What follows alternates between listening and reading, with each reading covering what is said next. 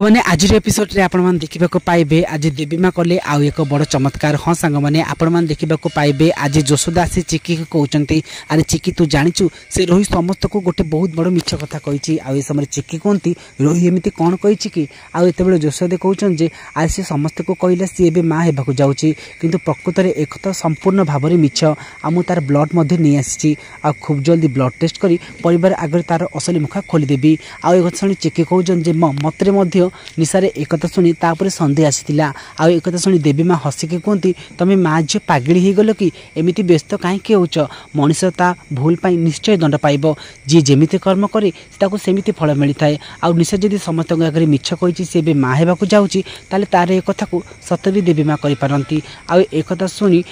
सुधा आउ चिकी किसी भी बुझीपार देखा पाइबे आज कामिनी जेजेमा बहुत खुशी हुई झील जानकी खीरी पूरी मिठा पिठा सबकि बनी थे आउ जानकी को पाखे बस कहे जे अरे जानकी तोते मु बहुत दिन पर पाई आउ मु निज हाथ में यह सब बनई माँ तोते आज मुझे खुआईदेवी एमती कही से जशोदा देवी को माने झील जानकी को खुआई दिंती आउ एमती देखला माधवी बहु निशा को कहते मत एमती लगुच माँ बहुत खुशी अच्छा